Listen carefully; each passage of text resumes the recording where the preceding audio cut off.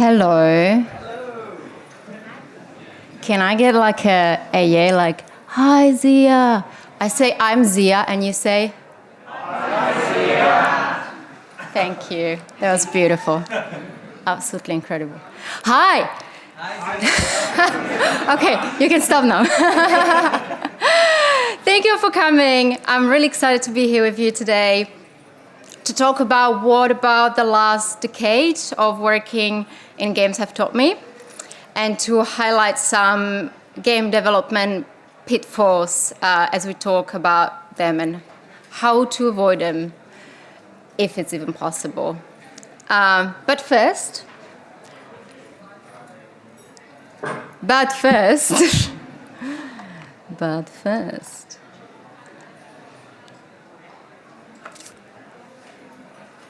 important question. Anyone? Anyone?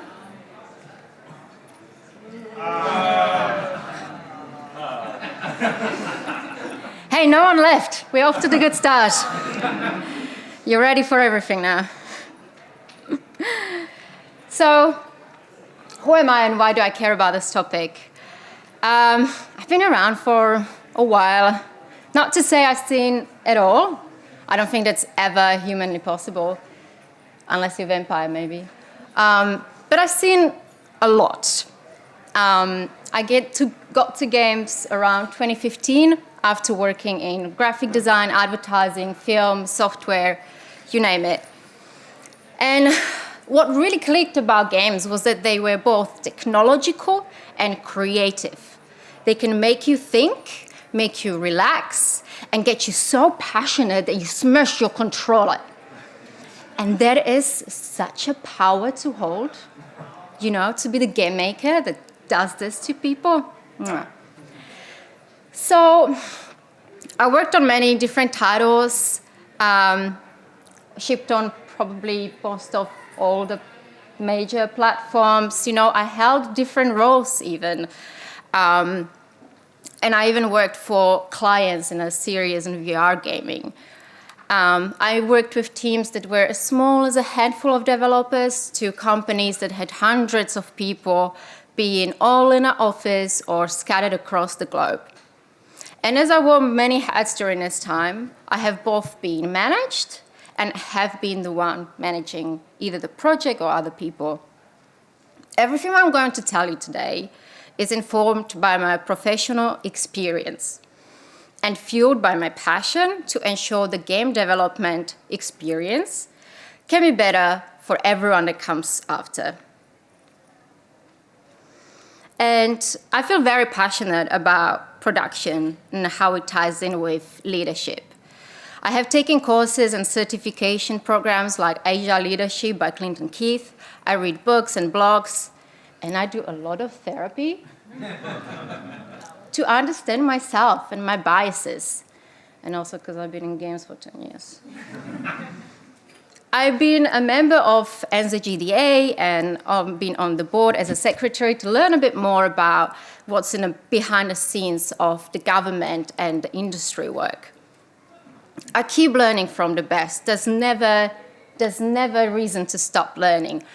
I have mentors like Kevin Johnson, Director of Development at Double Fine. I remain a member of a number of networks amongst other producers and project managers, but also I speak to project managers and people in other industries because it's so important to maintain a connection with the real world out there and keep your sanity and perspective on things. I like giving back to the community and staying in step with how we're growing as an industry. And I live for improvement. And I aim to achieve this equilibrium in the work with everything I do. The beauty of video game production is that we can work to achieve a healthy and sustainable balance from so many different angles and in different areas. And that is something I want to talk to you about today. So game development, hey?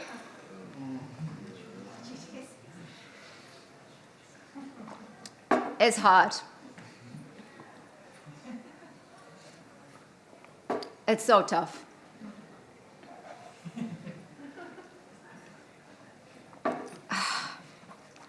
The other industries do not understand how tough we have it. There are so many things in a constant motion. The market is volatile. AI is coming after our jobs. People don't know how to just sit down and enjoy a bloody game for a moment without trying to do the value analysis. Making game is complicated and it's expensive. And if that wasn't enough, everybody wants to take a cut. And then there's taxes. Not on this slide, but they were there before. Whether you are working solo or in a team, the challenges share more or less the same themes. And I can tell you, no matter the experience, the money, or the publisher backing, every single project I've touched, every single company I've worked at, had a similar array of problems that came up and derailed plans one way or another.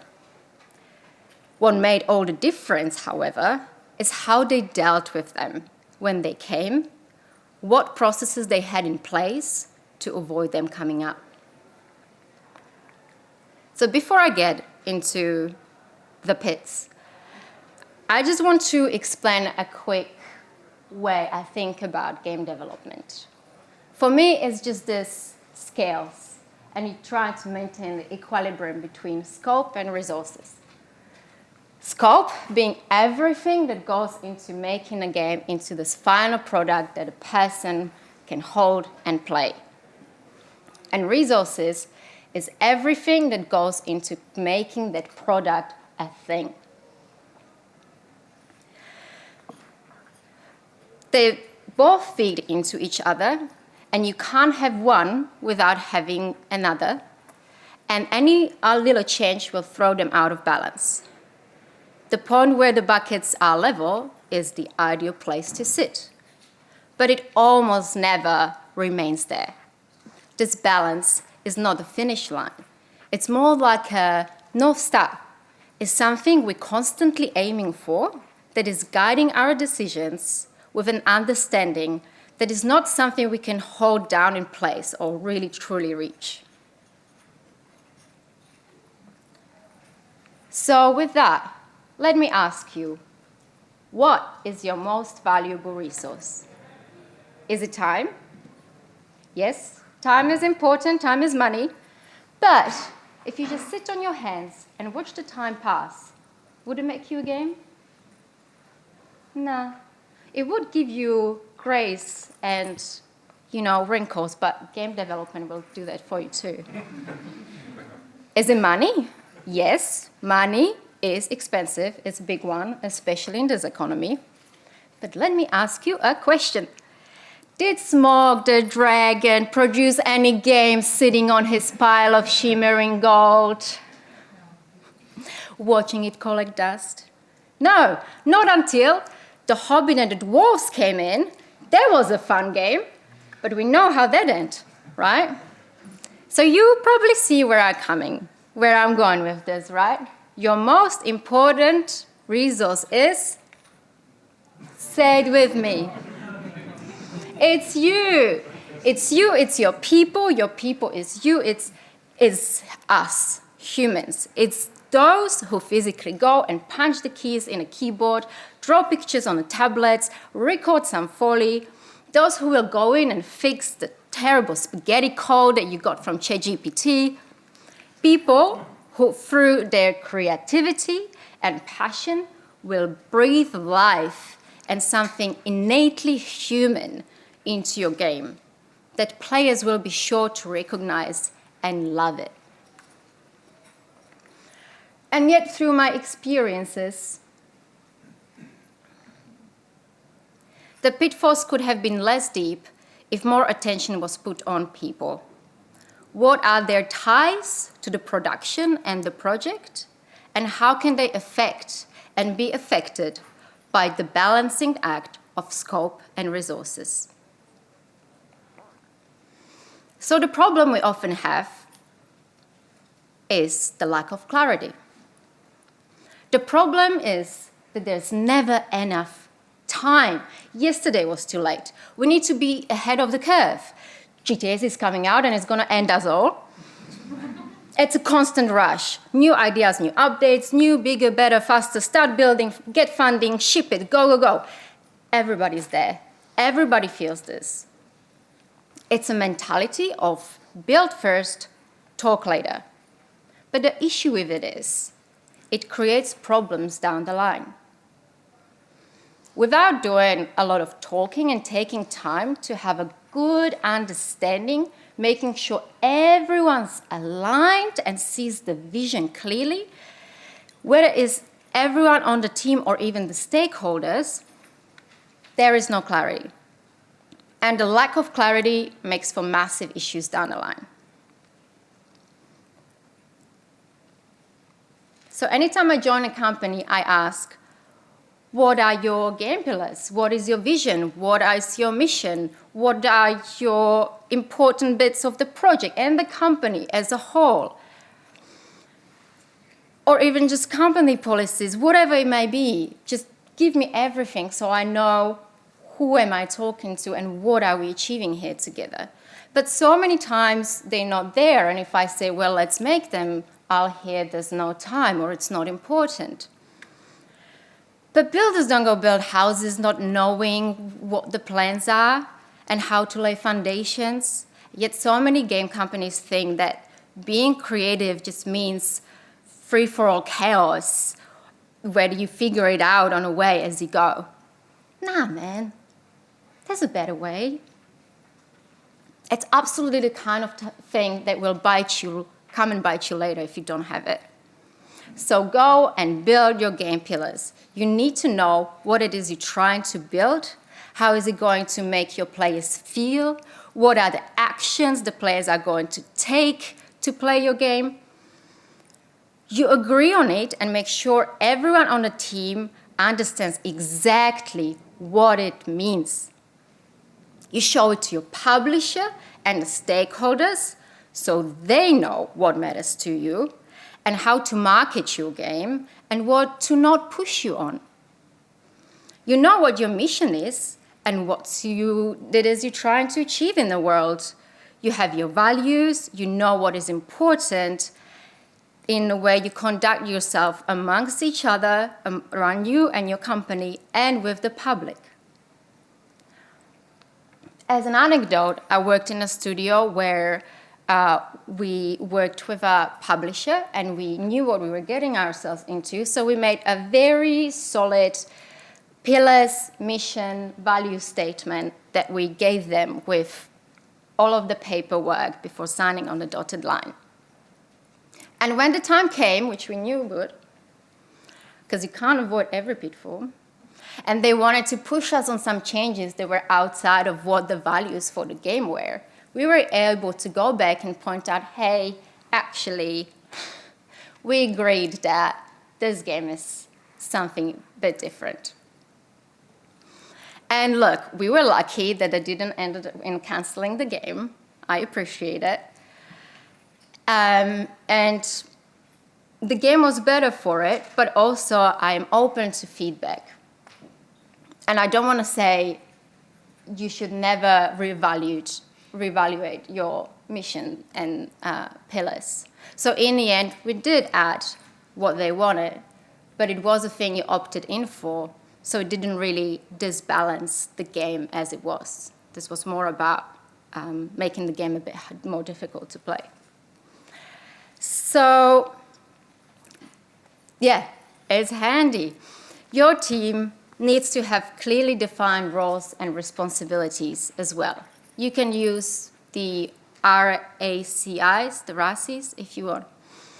But every part of the project must have someone owning it. Then there will be no dropped balls, no Spider-Man pointing fingers memes, no blame and confusion, no fear of stepping on someone else's toes and infighting. And if there's a specific person calling the shots, everyone knows that's the case from the very beginning. They understand why and how are these decisions made, and what do these responsibilities look like when things go sideways. And the goals are clear. You might not know the path to it, but you know what you're trying to achieve and what it looks like when you get there. The tasks aren't how, but what and what not. You know what a concept looks like. You know what white boxing needs to answer. You know how to recognize if you're there. You know what does job well done look like in every discipline at every stage of the project. You get your definitions of ready and done written. And then you put it in a drawer and no, you don't. You bloody go and live by them. You use them, you reference them, and importantly, you re-evaluate them every few months or so as it makes sense for you. When issues and confusions come up, you have something to collectively refer to. So if you were going to take only one thing out of this, it's that getting comfortable asking this question. Do we all know what we're trying to do and what does success look like? Not a pitfall. Let me ask you a quick hands-up question. How many of you are solo devs here? Gosh, that's hard. I hope you're getting support. Good job. You got this. How many of you are dedicated producer on a team or have a producer on a team? Oh, so few hands. Do you love them, though? Do you love them? You love your producers? Good, good. How many of you have someone or someone's handling some production tasks as their side or discipline? Yeah? Okay, cool. Well, there was a lot of hands that didn't come up. And for you, I have something you're going to find out. Because someone on your team deserves a pay rise. Because now they're doing 2 jobs, or who knows how many more. Because there is no making games without some production management. And call it what you want, production, direction, leadership, management, to me especially in context of emerging new indie companies, are kind of intertwined. And sometimes one and the same, other times multitude of roles, but they're all having a similar aim, however the delivery of the aim may be. They are the one making sure the ship stays afloat, moving in the right direction without anyone falling overboard. And the other thing I've seen a lot in our industry as opposed to others is how little attention and intention is paid to leadership as its own discipline.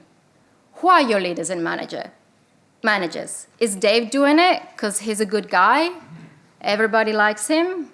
Or has it fallen on the shoulders of the creative lead because it's their company? Or how much experience do they have in leadership? What training have they done? And how much attention do they have in every day to put into it? You don't see captains without any training, and that's for a good reason. Yet in games, it's often whoever was there to catch the falling hat.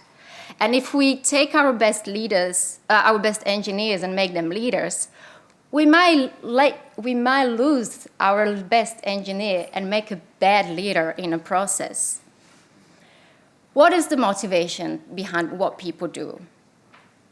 I like working with producers because in general, they're these commonly type of folk who like to have peace and organization and great results.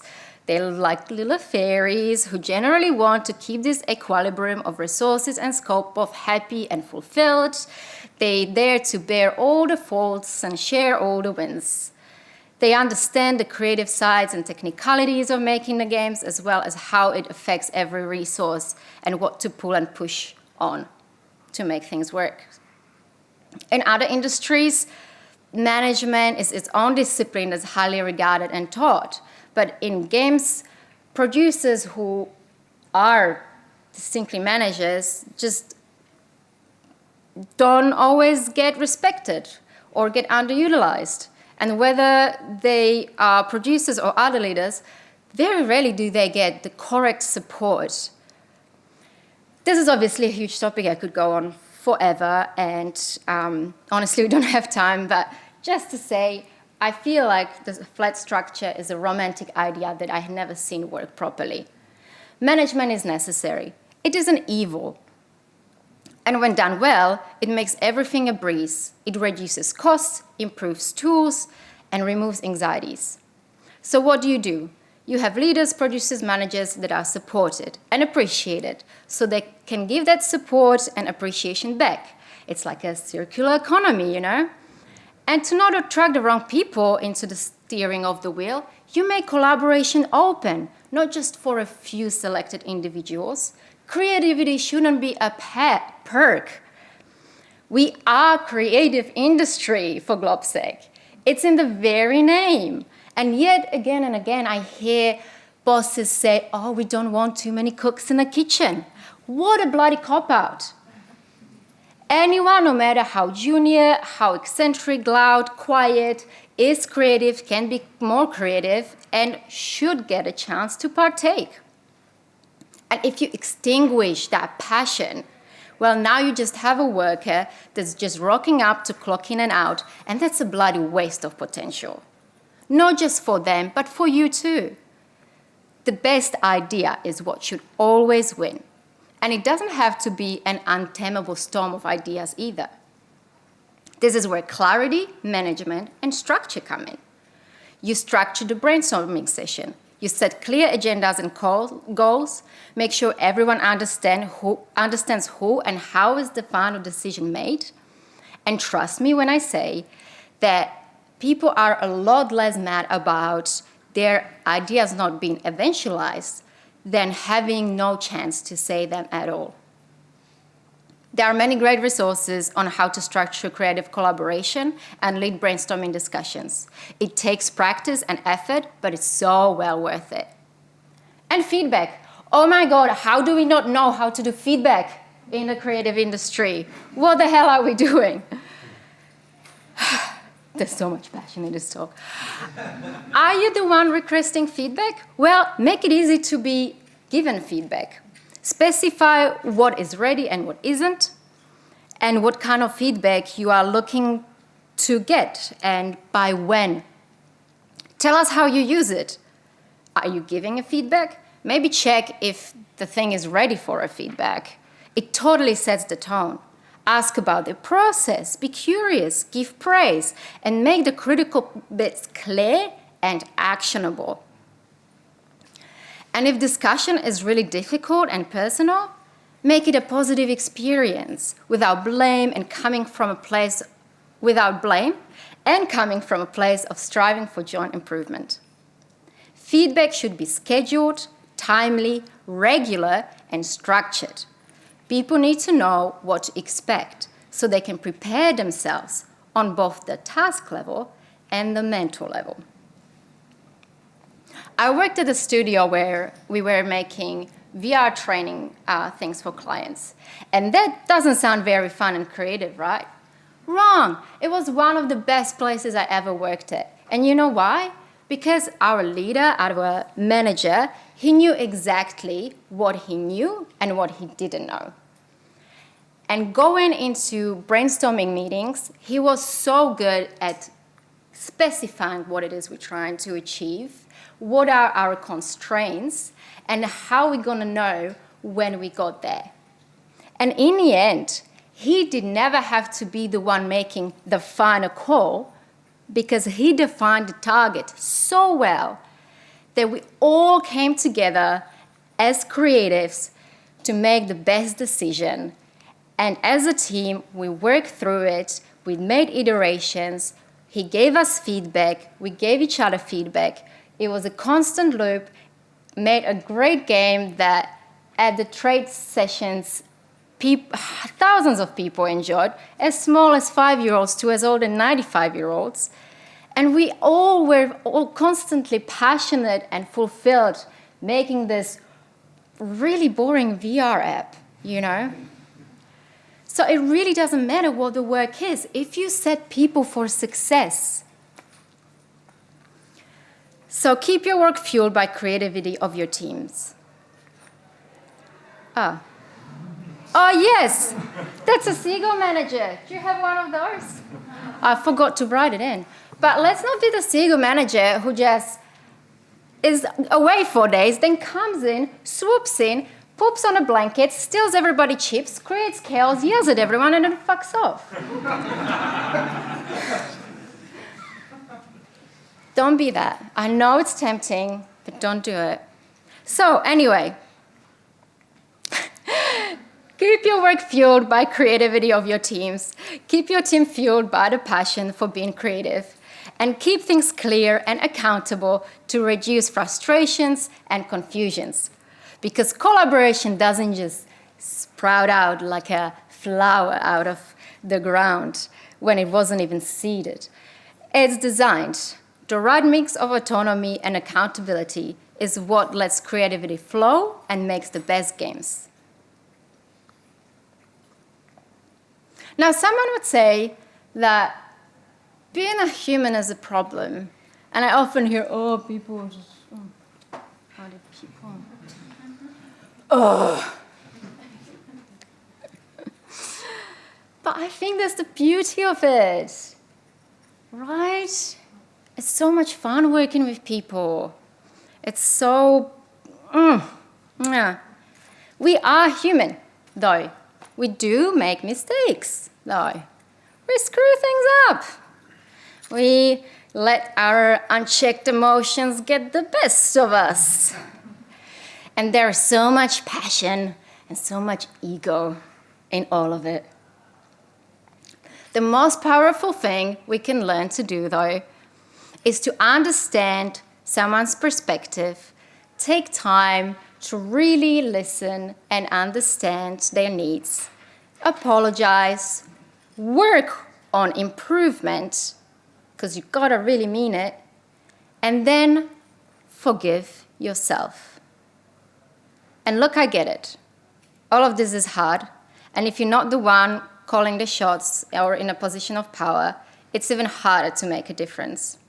And even if you are the boss, maybe there isn't enough time and money to invest into growing relationships.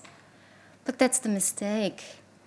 We are talking about investment into growing people and yourself, your most valuable resource. So if you're in charge of people and their livelihoods, that's a huge responsibility. Everybody deserves a safe workplace where they're treated with respect and integrity. So you can start leading by an example, no matter your position or where you sit on this proverbial ladder. Seek feedback, not just about how you work, but about how you communicate and conduct yourself. I feel shocked when I offer one-on-one sessions with developers, and all they want to improve on are technical skills and none of the soft skills. I'm like, I could tell you a list of soft skills I want to be better at. Be relatable. Be human. Be easy to talk to, even about hard topics, especially about hard topics.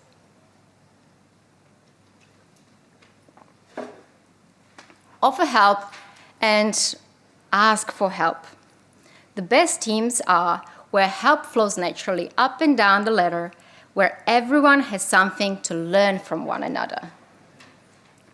Exercise calibrated self-disclosure. Don't overshare or undershare. I completely respect you, Sig, but you don't have to give me the details of your bowel movements. Just kidding, I love a good TMI. No, seriously. Seriously, what I mean by this is when you approach challenges in a project, you disclose with your team what you know, what you don't know, what are you worried about, and how you want us to solve this together. Because we got this. We're the team. Make it easy to be asked questions. Don't be like one of those guys who just want to hear yes-mans. Invite questioning the status quo and end meetings with, am I missing something, rather than anything else? Be curious, ask questions, nurture this culture within the team.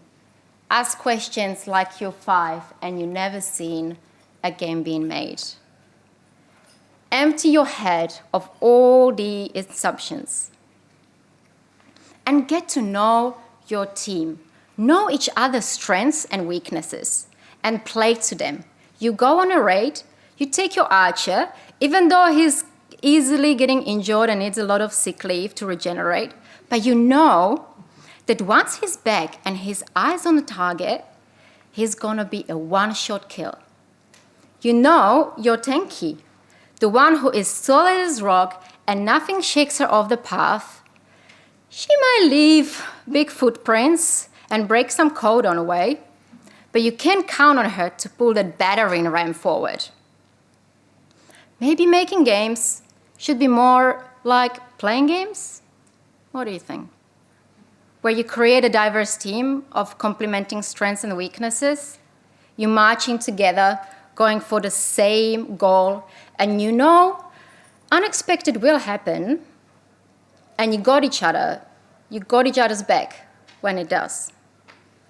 And whether you lose or win, you're gonna sit down, recharge, count the points, and spend them towards improvement. You don't practice winning, you practice playing. Because only few things in life are absolutely certain, and failure is one of them. And there are far more failures in life than wins. Everything you do that isn't immediately perfect is technically a failure. But it doesn't have to be this huge, painful thing. It's a learning opportunity, and it's up to you what you will do with it.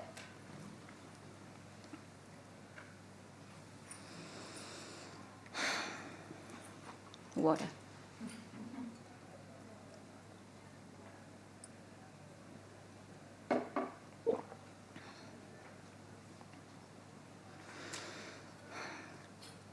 So a good anecdote on oversharing and undersharing. I really enjoyed working with Hannah Nicklin at Die Gute Fabrik. She always made sure that the team knew exactly what was going on in the amount of detail we needed to make decisions for ourselves even, our own careers, our own futures, if it was trying to find funding for signing the next game or something like that. And she communicated everything with so much intention and attention. There was enough detail. It was very clear and concise. She didn't just rock up and just, It was great. Something I really enjoyed having from a leader. And you can do it too. I hope you will. So, to be adaptable, and sustainable, you gotta do one and another. They walk together. One means the other, vice versa. You're trying to keep these scales at balance. You work in buffers, not just for the known unknowns, but for the unknown unknowns. You understand the development, not just your discipline, but others too. You speak to your colleagues about the process, what are the technical pain points, where they need to double handle assets, and such. No detail of process is too boring to share. Don't fall out of your feedback schedule, not just on particular assets again, but also on the entire build and your processes. And hold space like retrospectives and set up the right tone. I don't know if you know, but there is like a retrospective directive online, which is this little spiel you can always start with, which is basically just, we all did our best, we're here to improve, if I was to really shorten it,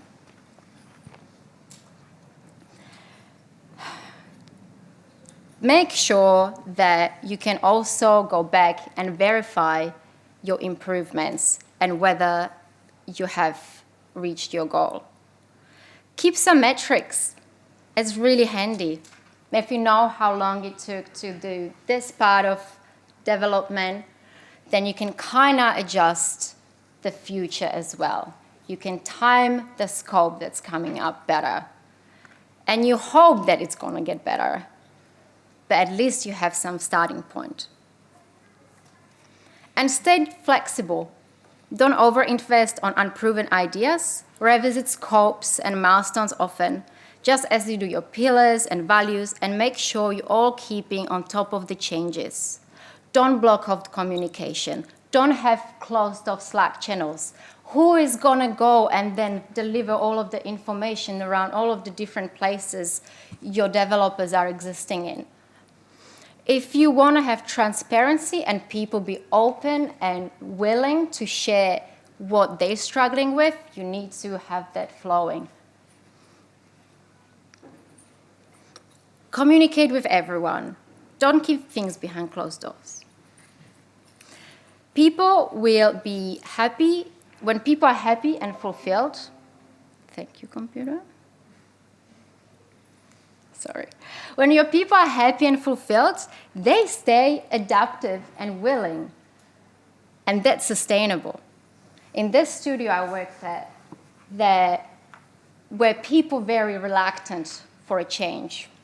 And that came from the right reason, because they were getting all of this directive from bosses that didn't really understand the development so much. Not because they weren't developers themselves, but because they were so removed from it by this point that they didn't see the whole picture anymore, which is fair. They had a different picture to worry about. But when you're trying to make an organizational change, it's very difficult when the people don't have trust that they are being heard. So this studio was massive, with all different departments that needed to talk to each other to work on the same project. But one group of people had Jira, the other had Trello, there was Asana, there were email chains, a physical board, post-it notes on the floor. And then they're like, oh, we have so much waste. Well, yes, what do you expect? So I was like, immediately, why aren't we all in one system? You know, it's right there. Some teams are already using it. I'm not going to name it. It's Jira. It's really great. Some teams are already using it. They're loving it. And it's like, no. Directors themselves, no, this department won't use it. This department hates it. Name a name. He's never going to agree to it. And so I looked at the problem, and instead of being like, this department, you got to use Jira, because I came in and I was like, hey, you look like smart people that hate wasting their time. How about you tell me all your pain points? You tell me what you hate about the way information comes to you. You tell me what your needs are. You tell me exactly every step of how you do your job, even though I knew already. Because what if I didn't? There's always bits I don't know. And I listened. I really listened. I wrote everything down. I went away and thought about it, and then I came with a proposition. What if I told you that if you only embrace this little change and give this a shot, I can solve these communication pain points you're having, these pipeline issues you're having? What if I told you that I'm not locking you into something? This is a free trial. And it's not, like some companies that make that difficult to get out of. This is a free trial, and if you don't like it, I'm going to shut up and get out of your hair. What if I told you that we can work together on improving the system in a way that just works better for your brain? The art team really likes colors, so I chucked some colors into the Jira board, and everything was suddenly so much easier to read. And you know what? It worked. They gave it a shot, they embraced it, and in the end, other departments started coming to me, being like, hey, I heard you got this cool thing going on. Can I get on this thing? And in the end, even the guy who told me we'll never agree to it came to me asking to be put on this thing, to join Jira and reach the peaks of collaboration. It's one of my biggest achievements. I'm so proud of myself there because it was amazing. But this is how you can use knowing and understanding people, taking time to listen, being collaborative, taking metrics to find out if something is working or not, harnessing the true power of your people to really achieve good game development. They teach in psychiatry that passion is the best thing to combat negativity. So use that as you will. And watch out for warning signs. Watch out for warning signs. Yeah, people not coming to meetings or not speaking up in meetings or just looking a bit more tired than usual. And know when to not push on things. I had a team that was just having the worst time trying to update engine because of the SDKs we needed to use. It was a horrible mess. It went on forever. I tell you, they looked depressed at the end of this. And instead of pushing them into a retrospective, because that was, the mandate, we do a retrospective after every sprint, or trying to play some dumb retrospective game, I was like, you know what, guys? Let's go out and get some ice cream. It truly worked. There's nothing ice cream can't solve. We ate a lot of sugar. We sat in the sun. We got the sunshine on our face. We took a lot of deep breath and spoke trash for a moment. And then they came back, and you could see the heaviness kind of lift off their shoulders and being like, all right, we're ready. And next sprint, we got it done. So the really cool thing about game development is that while it is very bloody hard, and there's so many things stuck against us that we cannot change, unlike other industries who are often solving real-world problems, we need to make our own problems that we need to solve. We're the ones dictating the scope, and if not the scope, then at least how we make it and what it looks like when we get there. So if nothing else, I hope you feel empowered to make the change that you need to solve the problems that you have. Thank you.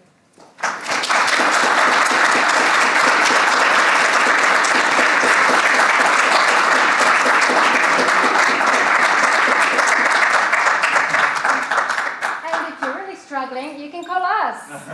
We are Midnighters.